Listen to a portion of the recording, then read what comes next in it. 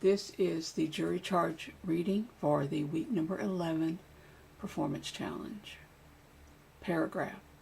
Ladies and gentlemen of the jury, comma, you have now been chosen and sworn as the jury to try this criminal case in this court, period. The defendant in this case, comma, Richard Allen, comma, has been charged with the offense of first-degree murder, period. The elements of this crime will be explained to you at a later time in this trial, period, paragraph. It is your duty as jurors in this case to find if the state has proven its charge against the defendant beyond a reasonable doubt, period. In doing so, comma, your verdict must be based solely on the evidence, comma, or the lack of evidence, comma, and the law, period. The state has brought an indictment against this defendant, period. The indictment which this court read to you yesterday is not evidence of any guilt on his behalf and should not be considered by you as any evidence of his guilt, period, paragraph.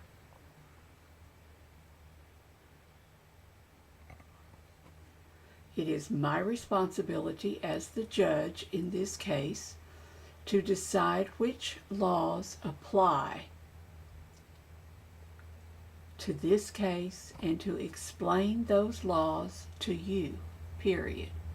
It is your responsibility, comma, as a juror, comma, to decide what the facts of the case are and then to apply the law to the facts as you find them, period.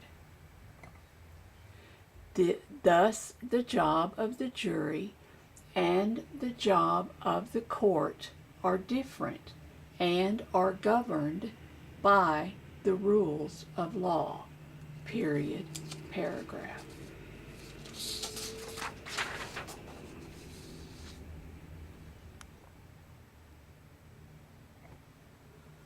I would like to take a few minutes to explain to you how a trial is conducted and the procedures that we will follow in this trial, period, paragraph. In just a few moments, the attorneys, comma, if they choose, comma, will have an opportunity to present to you an opening statement, period.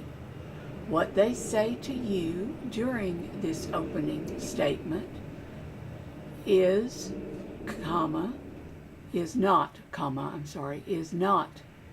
and never will be evidence that should not be considered by you in any way. Let me read that paragraph again, beginning with the beginning of the paragraph.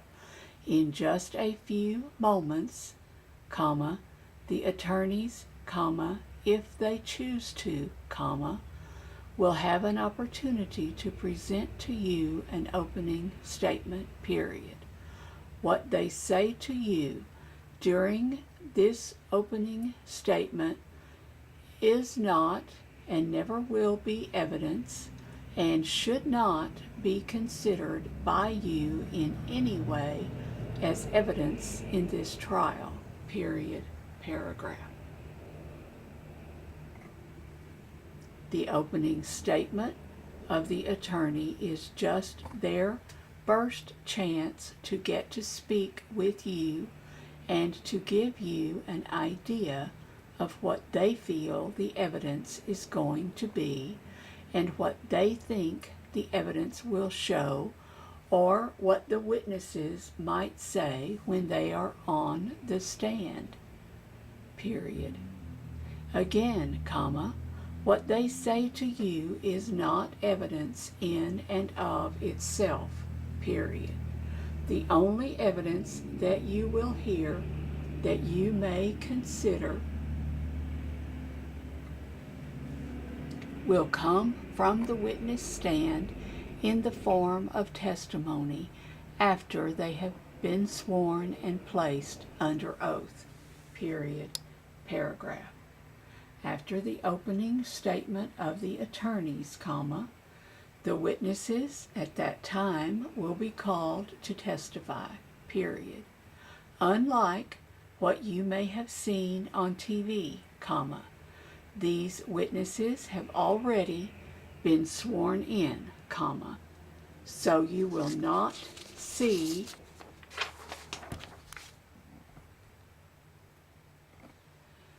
that happen before you, period. They have been in another room waiting to come into this courtroom, period. Paragraph. After all of the evidence has been presented in this case, comma, the attorneys will then have a chance to give you their closing arguments, period. I will tell you later on what weight you should place on those closing arguments, period. Think of them just as you did the opening statements, period. They are not evidence at all, period. Paragraph. Following the closing arguments of the attorneys, comma, the court will then instruct you on the law that you are to follow in reaching your verdict, period. Paragraph. After the instructions on the law are given to you by the court, comma,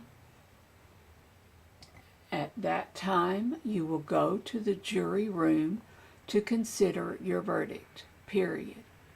Please do not go in with a fixed idea of how this case should be decided until you have heard all of the evidence in the case, comma, the arguments of the lawyers, comma, and the instructions on the law by the court, period. Until that time, you shall not discuss the case among yourselves during breaks or recess that we might take. That should be recesses. Period. Paragraph.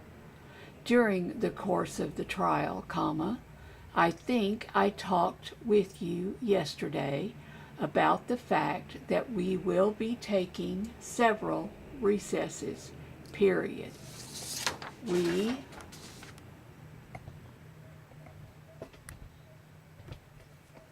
will probably be going home on at least 2 occasions, comma, and we will, comma, of course, comma, be taking lunch breaks, period.